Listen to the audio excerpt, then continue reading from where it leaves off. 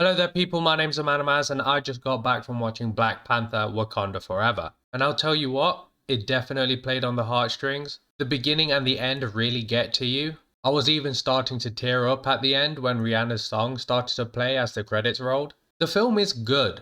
It's not as good as the first one, but I would say it's one of the better films of Phase 4. Like, I think only Shang-Chi is better off the top of my head. Obviously, the film had to navigate Chadwick Boseman's death, and they went with the decision to kill off T'Challa off screen. I personally think they should have recasted him, but even how they reworked the script, he is still the heart of the film, and his presence was definitely missed. Like, all the supporting characters from the first film stepped up, but it missed that main character energy T'Challa had.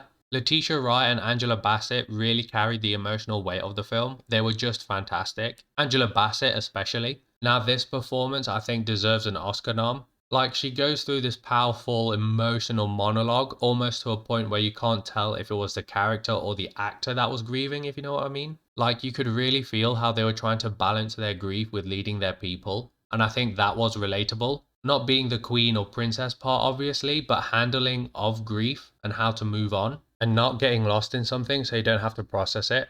Like, Shuri really got lost into her work and designing instead of actually processing her loss. And I think that was pretty much the main theme of the film. Shuri also had the tough job of taking over as the main character of the film and following her after her loss. And I think she did a good job of it. I also did like the conflict within her, with her scientific side going against her spiritual side, which she never really explored before, i.e. with the ancestral plane. I also thought Namor, or Namor as he said it, was really good. I thought he looked badass, and I really liked the aesthetic and mythology behind him and Talocan. In the comics, it is Atlantis, but given that we've seen that recently with Aquaman, I like the change that they went with. Like, instead of a high-tech nation we saw in Aquaman, it was heavily influenced on Mayan and Aztec cultures, and I thought that just looked really cool. Going back to Namor, he was a good villain. Well, he isn't really a villain, but more like an anti-hero. He's an asshole that just wants to protect his people, and is willing to be ruthless for that to happen. I do hope we see a solo project for him at some point, because there's so much to explore with him and Talocan.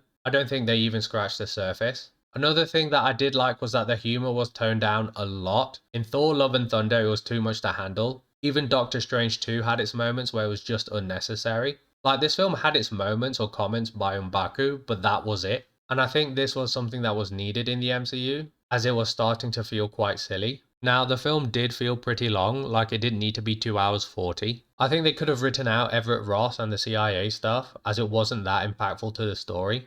Riri Williams was pretty hit and miss for me, as she was the MacGuffin of the film, and it felt like she was either shoehorned in or out of place in my opinion, but there's room for improvement with her. Overall, the film was pretty good, despite reworking the film with Chadwick's death. I do feel like his absence almost hindered the film for me. Like, I kept on thinking how cool it would have been if T'Challa was still here. But the film on its own merit and the other characters really stepping up made this film really enjoyable to watch. I recommend that you go out and see it as soon as you can. If I had to give it a rating, it would be an 8 out of 10. I might even watch it again at some point. Anyway, if you like my review, please leave a like and subscribe. That will greatly be appreciated. And I shall see you next time, and peace.